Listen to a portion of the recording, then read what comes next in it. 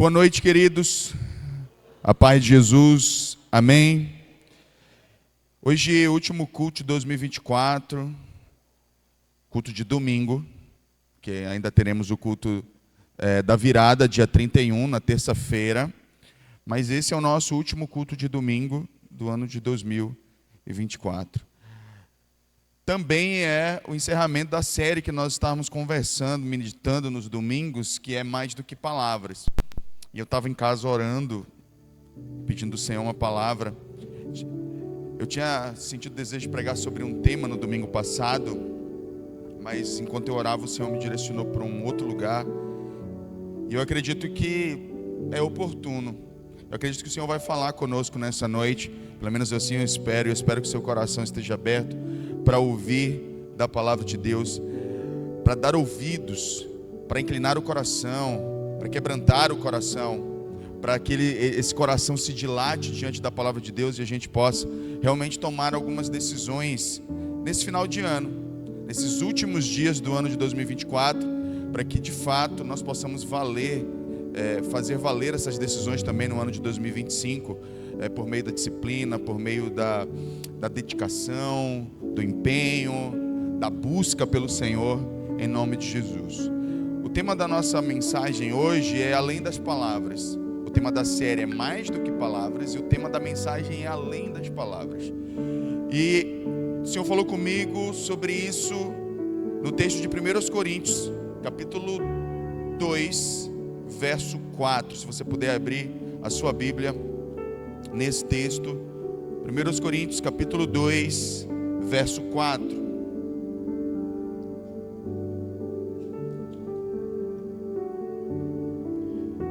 Diz assim o texto: minha mensagem e minha pregação não consistiram em palavras persuasivas de sabedoria, mas em demonstração do poder do Espírito. E eu vou ler o verso 5, para que a fé de vocês não se baseasse na sabedoria humana, mas no poder de Deus. Feche seus olhos, incline sua cabeça, o seu coração e peça ao Espírito Santo para que Ele te traga a revelação dessa palavra. Eu entendo que cada pessoa aqui vai ter uma revelação pessoal daquilo que Deus quer falar. Portanto, busque essa revelação. Abra o seu coração, deixe que o Espírito Santo fale com você nessa noite. Pai, que essa noite o Senhor possa, mexer com o nosso interior, Pai. Mexer com a nossa consciência cristã. De maneira que nós sejamos colocados numa situação desconfortável, mas num bom sentido, para que nós possamos mudar, para que nós possamos tomar as decisões que precisamos tomar, para vivermos também os planos que o Senhor tem sonhado para nós, para vivermos, Senhor, a Tua vontade de maneira integral, para que nós paremos, Senhor, de diluir o Evangelho e possamos vivê-lo na sua integralidade. Ainda que isso nos custe alguma coisa e ainda que isso, reconhecidamente, seja um trabalho difícil. Mas nós também sabemos que, embora seja difícil, não é na nossa força, é na força do Senhor. Portanto, nós temos a garantia do sucesso à medida que nos entregamos em um relacionamento sincero, honesto, transparente com o Senhor, Pai. Então fica conosco nessa noite, em nome de Jesus, amém e amém.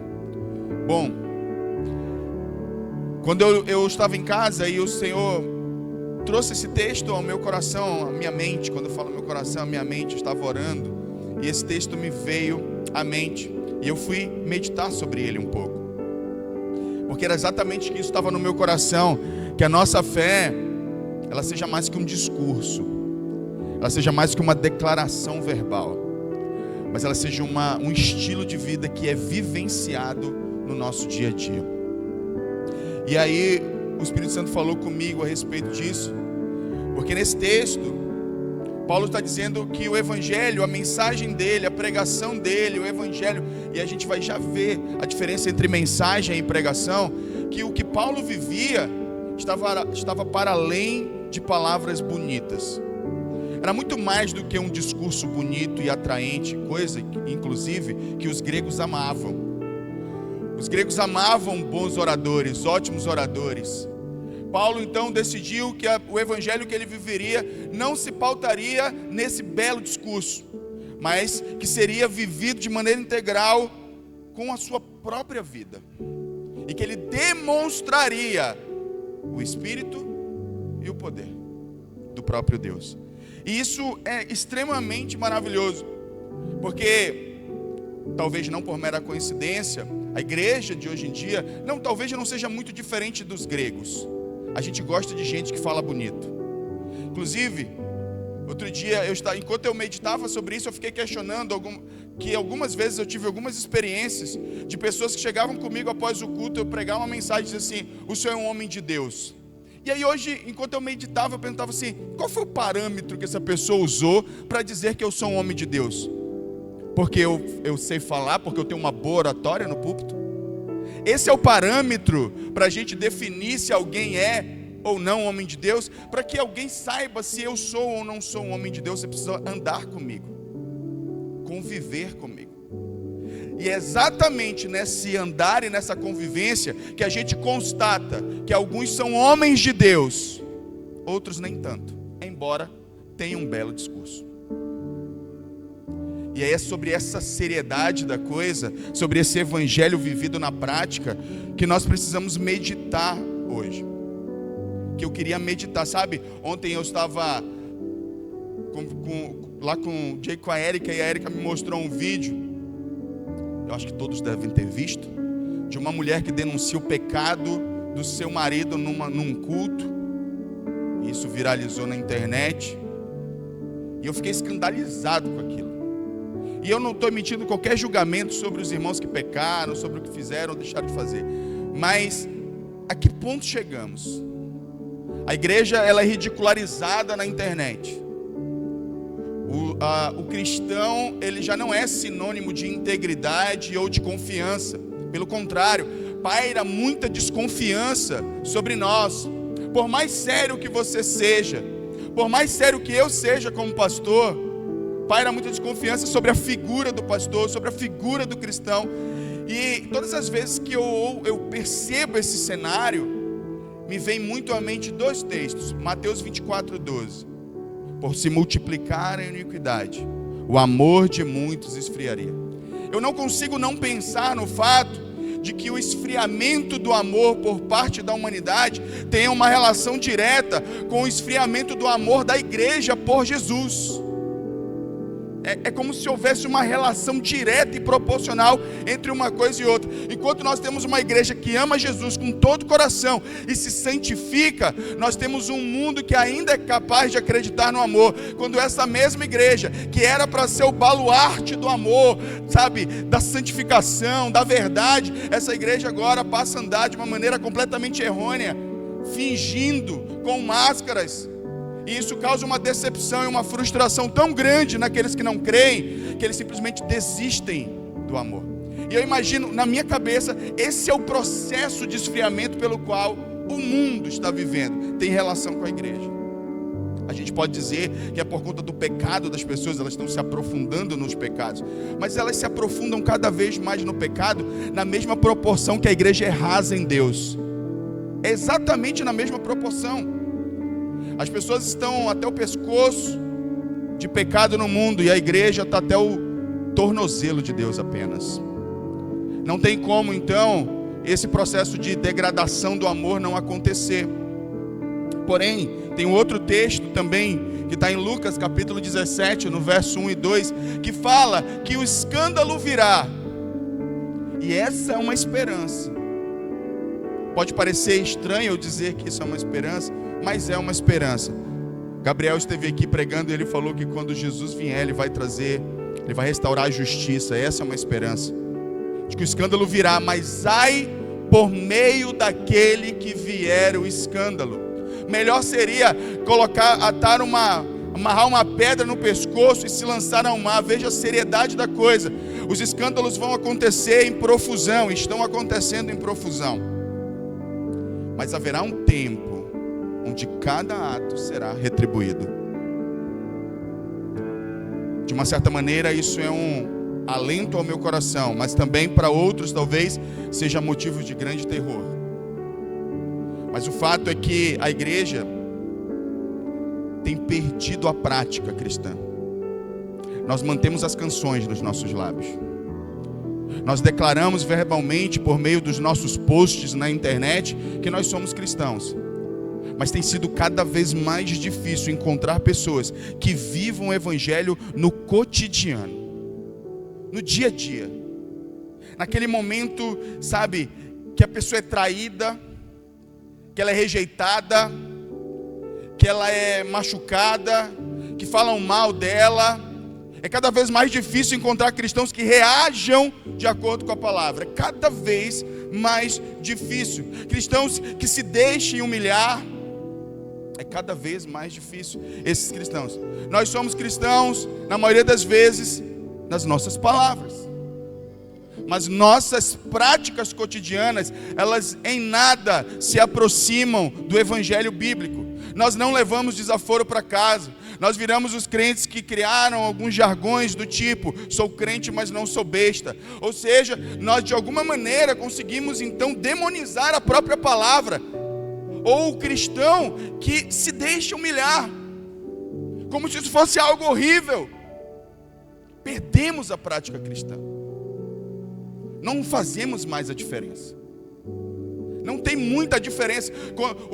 O cristão, quando pisa no calo, é o mesmo que ergue a voz, que grita publicamente, que fala coisas que não deve, que reage agressivamente. Foi o que eu vi. É a mesma coisa, nada diferente do que fazem no mundo. Jesus diz: se a nossa justiça não exceder em muito ao dos fariseus, nós não entraríamos no reino dos céus. Nós estamos perdendo a prática cristã e o nosso evangelho está ficando somente nas palavras. Quando, no máximo, se expande para a nossa agenda. Eu tenho programação no domingo na igreja, eu tenho programação tal dia e tal dia. Mas aquele evangelho de renúncia, onde a gente tem que calar na injustiça, ou a gente tem que confessar a injustiça, ou a gente tem que ouvir humildemente quando alguém nos corrige, sabendo que estamos errados, mas a gente não, prefere se defender e arrumar argumentos. Esse evangelho está cada vez mais difícil de se encontrar, infelizmente. E eu tenho certeza que você há de concordar comigo nesse sentido. Por isso, a mensagem dessa noite é: façamos do nosso evangelho mais do que palavras. Alguém pode se levantar para viver o evangelho? Será que existe alguém ainda que esteja disposto a tomar a sua cruz, negar a si mesmo e seguir a Jesus, a viver o evangelho como ele deve ser vivido? E com isso eu não estou dizendo que é fácil, não me entenda mal, é muito difícil. Porém, nós temos uma igreja que desistiu de ser cristã, enquanto que, mesmo biblicamente, nós percebemos homens e mulheres falhos, mas eles não desistiam de viver o evangelho. Eles não abdicavam de viver essa realidade da renúncia, da morte do eu, do sacrificar vontades, paixões e desejos. Não, eles faziam isso. Nem mais, na vida da maioria de nós, nem é mais uma busca. Ninguém nem mais está buscando isso. A gente só cumpre a agenda. A gente só bate o ponto. Eu queria tanto que a gente voltasse a ser crente, irmãos. Eu falo por mim também, tá? E esse é o meu convite para a gente hoje. Vamos voltar a ser crente. Cristão no sentido mais genuíno que a palavra possa nos comunicar. A gente vai sofrer o que tiver que sofrer. A gente vai ser humilhado o quanto tiver que ser humilhado calado. Porque isso é evangelho.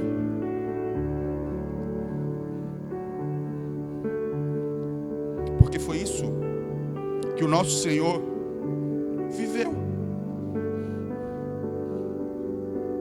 A gente não pode dar uma resposta abaixo disso.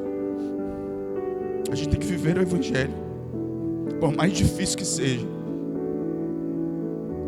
Saber que há uma recompensa nos aguardando, uma coroa, e que vai valer a pena.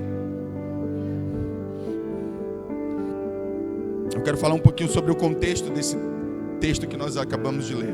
Para quem foi escrito? Para a igreja de Corinto. Primeira carta aos Coríntios são 16 capítulos. Em todos os 16 capítulos, Paulo está se esforçando para ajudar os cristãos da igreja de Corinto, porque era uma igreja que estava tendo muito problema.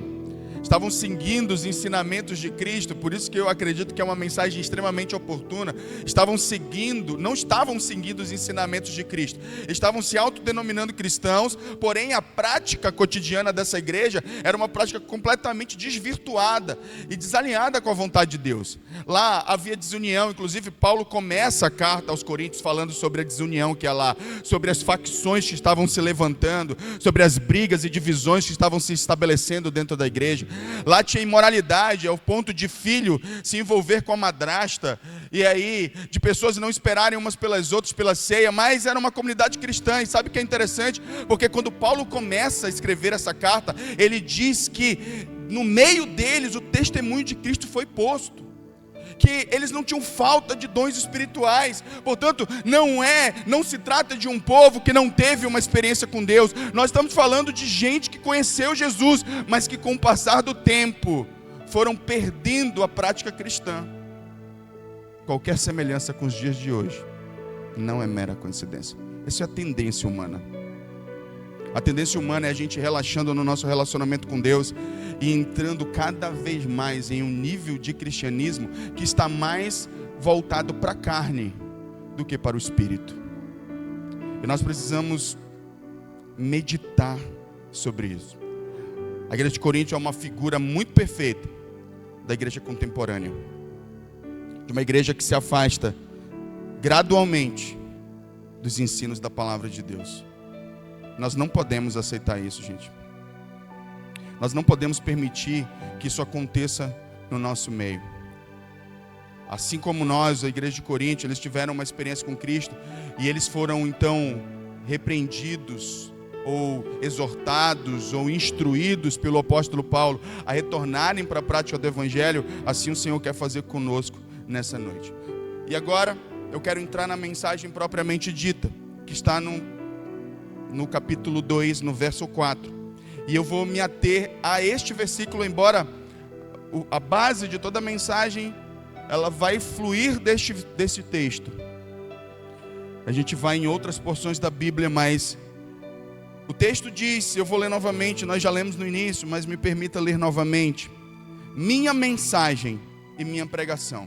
Eu quero começar com essa afirmação.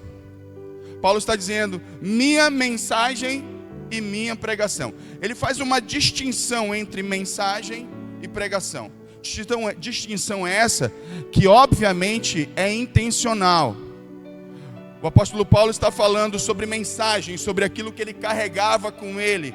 Vamos colocar nesses termos. A mensagem era aquilo que ele vivia no seu dia a dia. A pregação é quando ele expunha isso em público para outras pessoas.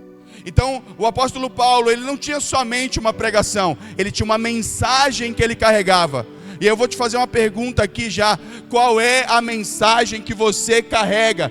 Você como cristão, você deveria saber que você tem que carregar uma mensagem. E que mensagem é essa? O apóstolo Paulo, ele deixa muito claro que ambas as coisas, ele tinha um zelo muito grande. É importante a gente entender isso, que na vida particular de Paulo havia uma mensagem pela qual ele zelava, e que sempre que precisava ele ia a público externar essa mensagem que ele carregava no dia a dia, ao ponto de não ter ninguém que pudesse acusar o apóstolo de ser um hipócrita, que pudesse acusá-lo de não viver o que ele pregava. Porque todos aqueles, quando alguém tem a coragem de ir a público dizer a vida que eu levo em particular e a pregação que eu prego em público, elas são exatamente a mesma coisa, é porque alguém sabe o que está vivendo. Minha pergunta: se a sua vida particular fosse exposta, ainda te considerariam cristão? Com isso, quero deixar isso claro aqui. Com esta pergunta, eu não pretendo fazer você se sentir culpado por possíveis pecados ou condutas inadequadas que você tenha, que não estejam alinhados com a palavra de Deus. Não é esse o objetivo. Não é esse. É chamar a tua atenção para que você desperte para alinhar isso com a palavra de Deus. Para dizer: Deus, minha vida não está alinhada. A minha vida, a minha mensagem particular. E aí a gente pode pensar aqui, qual é a mensagem que os seus amigos mais íntimos ouvem e veem de você? Mentira, brincadeiras imorais, adultério, pecados e mais pecados, condutas inapropriadas. Qual é a mensagem que você carrega? Qual é a mensagem que você carrega? Agora, pode ter certeza que talvez você carregue uma mensagem, mas a sua pregação é outra. A mensagem que você carrega não é a mesma que você prega. Porque tudo que a gente prega, a gente está falando daquilo que a gente faz em público. Existe uma enorme diferença na vida de cristãos, na vida particular e na vida pública. Nosso cristianismo virou palavra, gente. Ele virou um clube onde a gente se reúne. Não há mais ninguém que tema a Deus, que queira santificar-se, que tenha suas lutas, sim, porque ninguém é perfeito aqui. Não vou nem eu estou me colocando nesse lugar. Mas admite essas lutas e vai em busca da santificação, de mortificar a carne e de fazer a vontade do Senhor. O que Paulo carrega com ele não são meras palavras, não é um mero discurso vazio, mas é uma vida que pauta, que fundamenta, que corrobora, que valida o discurso público dele. Então, nesse sentido, eu quero lembrar de uma coisa que Jesus disse em Lucas capítulo 12, no verso 2 e verso 3. Se a nossa vida em particular, ela é diferente da nossa vida pública, nós precisamos parar para pensar sobre este texto. Não há nada encoberto que não venha a ser revelado, nem oculto que não venha a ser conhecido, porque tudo que vocês disserem às escuras será ouvido em plena luz, e o que disserem ao pé do ouvido no interior da casa será proclamado aos telhados. Agora, veja bem, a gente sempre interpretou esse texto e talvez até usou esse texto para ameaçar pessoas. Olha, cuidado, nem tu fizer em oculto. Não é esse o objetivo aqui. Isso aqui é um princípio. É um princípio que tudo que está em oculto está reservado para ser revelado. É o destino natural daquilo que está em oculto, é a revelação. Não é uma ameaça bíblica isso aqui. É um ensino de um princípio. Que tudo que nós fazemos escondido, hora ou outra, virá à luz. Quer seja bom, quer seja mal. Isso não se refere apenas aos nossos pecados. Se você é alguém que cultiva uma vida de oração, uma vida de renúncia, uma vida de leitura da palavra, uma hora Deus vai pegar isso e vai revelar isso ao mundo, porque Ele quer fazer isso também. Entretanto, se o que você semeia escondido é só pecado, isso também será mostrado ao mundo. Essa é a verdade. Quantos estão entendendo o que eu estou dizendo? Sabe aqueles comportamentos que a gente tem? Veja bem, aqueles impulsos carnais que a gente tem, de repente fazer um gesto obsceno, falar o que não deve, isso pode ter uma relação direta com o que você semeia no oculto, sendo revelado. Você consegue imaginar alguém que está gastando horas de oração, de repente do nada levantar a mão e dar um cotoco para alguém, por exemplo? Você consegue imaginar isso? É pouco provável que isso aconteça se o que está sendo semeado no oculto é vida com Deus. Agora, se o que eu semeio no oculto tem relação com a carne, ter esse tipo de impulso é muito mais comum. Esse tipo de impulso carnal. Quantos estão entendendo o que eu estou dizendo? Boa parte dos nossos impulsos, aquilo que sai de maneira espontânea, sem reflexão, sem que nós pensemos sobre isso, tem relação direta com o que está sendo semeado no oculto da nossa vida. Isso vale para todo mundo, inclusive para mim. Se me ver falando alguma coisa, entenda, eu não estou semeando direito na minha vida. Vale para mim. Se me ver falando ou agindo ou me comportando de uma maneira inadequada, é porque minha vida com Deus não está legal. Essa é a verdade, e eu não posso fugir dessa verdade. Eu não posso achar que o que eu estou pregando serve para você, mas não serve para mim. Serve para mim. Principalmente para mim. Porque veja bem onde é que eu estou. Veja bem minha posição. Eu prego para vocês. Minha responsabilidade ainda maior. E é por isso que eu lembro sempre de 1 Coríntios, capítulo 9, verso 26, verso 27 mais especificamente. Mas esmurro o meu corpo e reduzo ele à escravidão, para que depois de haver pregado a outros, eu mesmo não venha a ser desqualificado, reprovado. Quantos estão entendendo o que eu estou dizendo? A gente está falando sobre a diferença entre... Paulo diferencia que ele tem uma mensagem e uma pregação. Mensagem é aquilo que ele carrega com ele, no particular, e que todas as pessoas que estão ao redor dele são capazes de perceber essa mensagem. Pregação é aquilo que ele expõe em público. Nossa mensagem no particular, principalmente com as pessoas com que você se sente à vontade, elas vão revelar muito o que está no seu coração. Aí você chega num ambiente como esse. Aqui dá para calcular, dá para pensar sobre as palavras, sobre que tipo de brincadeira, sobre o que nós vamos fazer ou não. E aí a gente consegue manter uma aparência pública de evangelho. Mas não é aqui que Deus avalia. Acredite, não é o seu desempenho no culto que Deus está julgando. Que Deus olhe ou te recompensa.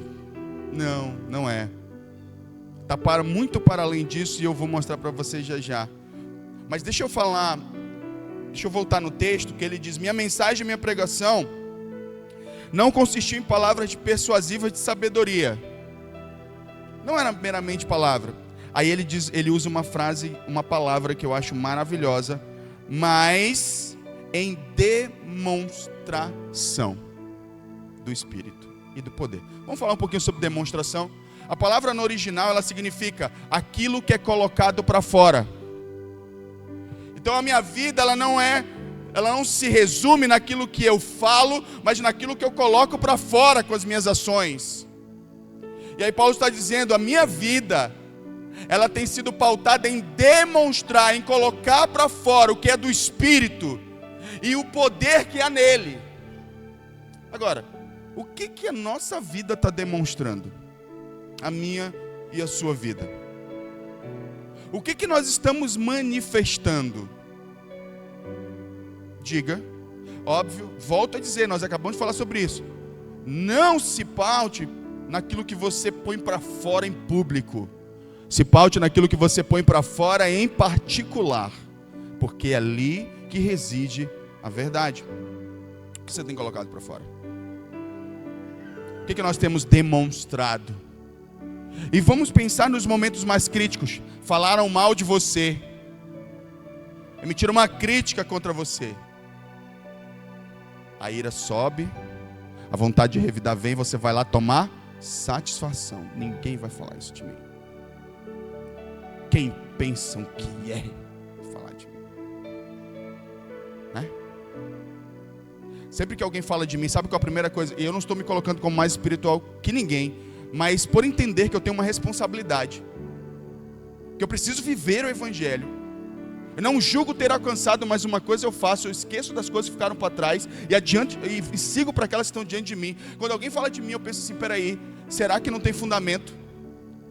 Eu não culpo primeiro as pessoas, eu me avalio primeiro, porque e se a pessoa estiver falando verdade a meu respeito? E se ela tiver razão, eu vou ficar me defendendo quando ela tem razão? Não. Eu tenho que ter humildade, por mais que isso me envergonhe, por mais que isso me coloque numa posição humilhante, eu vou ter que dizer: cara, mas é verdade, eu vou ter que pedir perdão, tá certo. Evangelho não se trata de perfeição, tá? Mas inclusive da nossa disposição em reconhecer os nossos erros. Pois bem, o que você tem colocado para fora, o que você tem demonstrado? Pensa um pouquinho, esse silêncio aqui, ele é intencional por alguns segundos. Porque nesse momento, eu oro para que o Espírito Santo te traga à memória todas as vezes que você colocou para fora aquilo que é da carne. Que você não colocou para fora aquilo que é do Espírito. Você colocou para fora aquilo que é da carne. Pensa um pouquinho. E agora, nesse exato momento, enquanto você ouve isso aqui, uma guerra está estabelecida. O seu orgulho está começando a arranjar argumentos. E o Espírito Santo está te convidando ao arrependimento. E você está começando a argumentar dentro de você mesmo, aí na sua mente. Está começando a arrumar argumentos. A escolha é sua, como você vai lidar com isso. Mas eu te aconselho, se rende. Para de dar desculpa. Para de arranjar argumentos.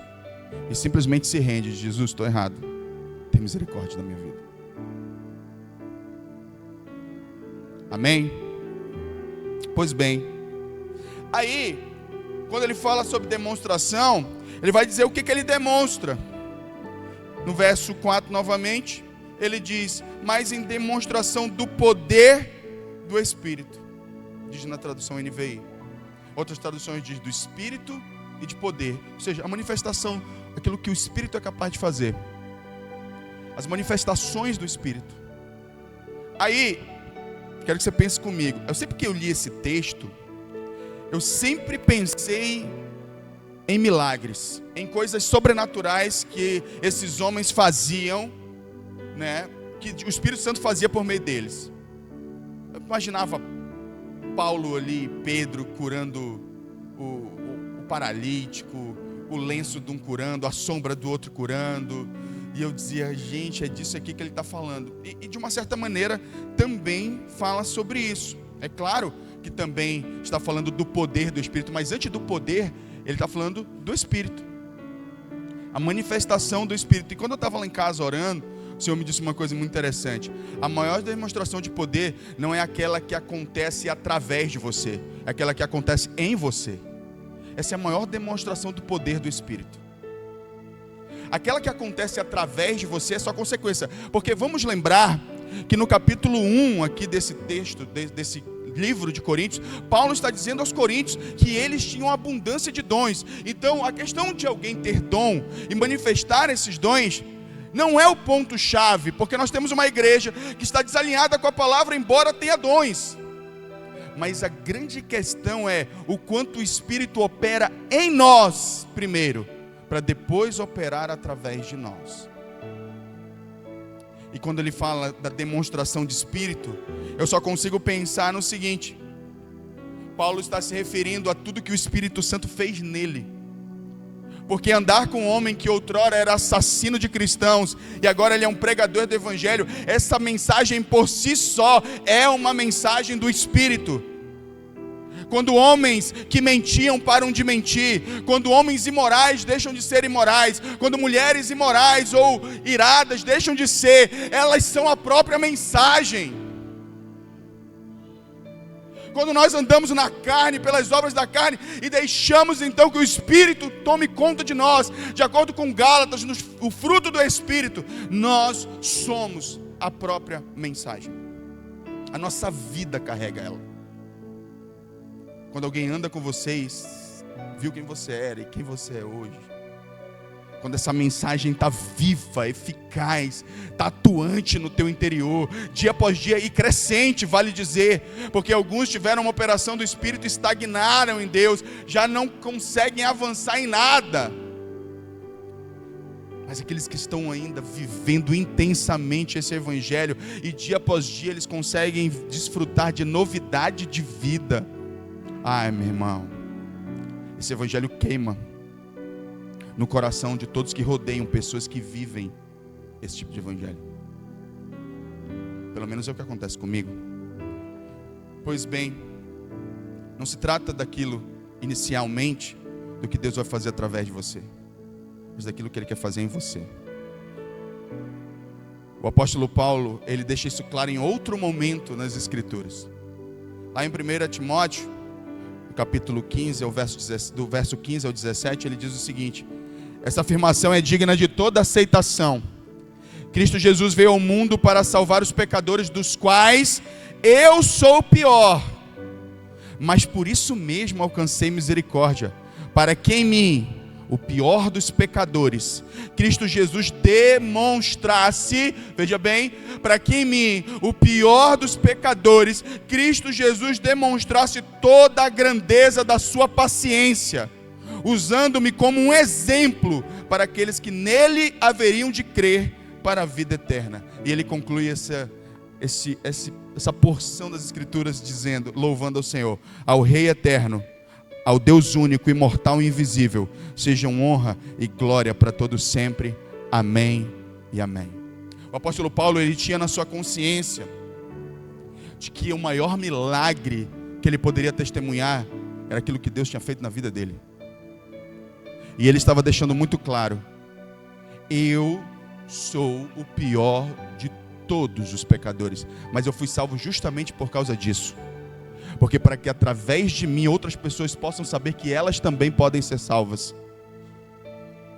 Isso, viver esse estilo de vida, onde você entende que você é uma carta viva, isso te proporciona viver o Evangelho. O Evangelho bíblico. Não o Evangelho gospel. O Evangelho bíblico. Tem uma frase que o Renan, numa das pregações dele, disse aqui, que nós somos a igreja Church Comfort. Eu nunca esqueci dessa frase. É uma frase muito boa. E a gente tem que deixar de ser Church Comfort. Tem que ser Church Raiz. Igreja raiz, bíblica, que se apoie na palavra de Deus. Pode ser church, mas se apoiar na palavra de Deus é igreja. A gente tem que viver o Evangelho. Se tirar o church e resolvesse, eu tirava amanhã. Se todo mundo virasse crente, eu tirar church amanhã não estava mais church. A questão não é essa. A questão é o quanto a palavra está operando em nós. O quanto eu estou deixando que o Espírito Santo se manifeste através de mim. Paulo, isso me fez lembrar de uma frase que Deus me falou algumas semanas atrás. Deus falou comigo assim: Deus age. Eu fiquei perguntando, Senhor, por que o Senhor age por processos, né? Por que o Senhor não faz mais tantos milagres quanto antes? E o Senhor diz assim, que Ele age por processos para impedir que a gente viva os resultados sem antes sermos transformados. Isso seria um desastre para a gente. Deus fazendo milagre à torto e à direito aqui na igreja, para os irmãos que pedem alguma coisa, sem nunca se propuserem, não, essa não é a melhor frase, sem nunca se propor a mudança. Isso seria criar crente mimado. O Senhor então estabelece processos. E esses processos de Deus, eles realmente são seletivos. Mas não seletivos no sentido de selecionar pessoas, mas seletivo no sentido de selecionar motivações. Deus está procurando homens e mulheres que tenham motivações puras em seus corações. A motivação real de agradar a Deus. E biblicamente, se a gente for olhar, por exemplo, Jeremias 17:10, diz lá que o Senhor lhe sonda os corações. Coloca esse texto na tela aí, Maclay. Jeremias 17:10 diz que o Senhor, eu sou o Senhor que sonda o coração e examina a mente, para recompensar cada um de acordo com a sua conduta, de acordo com as suas obras. Aí quando a gente vai lá para 1 Samuel 16, aquele episódio onde Deus está falando com Samuel a respeito de Davi, ele diz: eu não vejo como o homem vê. O homem vê o exterior, eu vejo o coração. E em Romanos capítulo 8, no verso 27, eu gostaria que você colocasse esse texto. E aquele que sonda o nosso coração conhece a mente do Espírito, porque o Espírito intercede pelos santos de acordo com a vontade de Deus. É interessante esse texto porque ele está falando sobre a função, o trabalho do Espírito Santo de interceder por um cristão. E ele diz que essa intercessão do Espírito Santo, ela não acontece pelas nossas necessidades. O Espírito Santo não intercede por mim, por você, naquilo que a gente precisa. Ele intercede naquilo que Ele vê ao nosso respeito. Sobre aquilo que Ele julga, por sondar os nossos corações, por perceber em nós. Então, tem coisas que você está pedindo a Deus aqui, ó, e Deus está dando o oposto para você. Por quê? Porque o que você está pedindo é o que você acha que você precisa. E aquilo que Deus está mandando é aquilo que você realmente precisa. Percebe a diferença entre uma coisa e outra? Porque quando você pede alguma coisa para Deus, normalmente tem a ver com os seus deleites e prazeres. Quando Deus te envia alguma coisa, te coloca em situações ou circunstâncias, é porque você precisa passar por elas. Porque Deus está te dando aquilo que você realmente precisa, não aquilo que você acha que você precisa. E isso está para além da nossa capacidade. Por isso que neste momento do Evangelho, quando isso acontece na sua vida, só tem uma saída para mim e para você: confiar em Deus e obedecer. Só. Você não vai entender na maioria das vezes. Você tem que confiar e seguir o que Ele está apontando, fazer a vontade de Deus. Você não vai entender. Deus, eu estou pedindo uma coisa aqui, mas está acontecendo outra, mas o Senhor não ouve minhas orações. Deus está dizendo: meu filho, eu estou dando para você o que você precisa, não o que você acha que você precisa. Você é capaz de confiar em mim? Você é capaz de continuar mesmo não entendendo? Você acha que você precisa disso pelo qual você ora, né? Você acha que é tudo que você precisa? Não. Você está precisando viver o que você está vivendo. Você precisa passar pelo que está passando. Você precisa enfrentar o que está enfrentando. Precisa aprender a lição que precisa aprender, que Deus quer te ensinar. Cabe a você confiar ou não em Deus. Estou entendendo nada, Senhor. Estou mais perdido que segue um tiroteio com o que o Senhor está fazendo na minha vida. Mas eu confio. Lembra de Jesus dizendo para Pedro: o que eu faço agora tu não entende, mas tu vai entender mais tarde. Tu não precisa entender agora. Você só precisa confiar. Então, confia. Motivações puras é o que o Senhor procura. E sabe onde Ele está trabalhando? Exatamente nas nossas motivações. Porque é o que Deus vê. É por elas que também Deus lida com a gente, trata com a gente. Você vem para a igreja, aí você vem bonito do jeito que você vem. Você canta as canções, você levanta a mão. Você faz tudo certinho, você cumpre a cartilha bonitinho. Segue a regrinha aqui, a regrinha. Arrisca. E Deus está olhando no teu coração e está dizendo: não é isso que eu estou procurando. Eu não quero teu conjunto de regras que te justifique. Eu quero que você confie em mim. E Ele vai te colocar em situações. Aí você acredita que você cumprir todos os seus conjuntinhos de regra vai te abençoar. E aí você começa a criar expectativas. Não, estou fazendo tudo certinho. Vai rolar, vai acontecer a promoção no emprego. Eu vou comprar o carro, a porta vai se abrir para isso, a porta vai se abrir para aquilo. E aí você começa a criar um monte de expectativa. Só que Deus está vendo coisas que você não vê.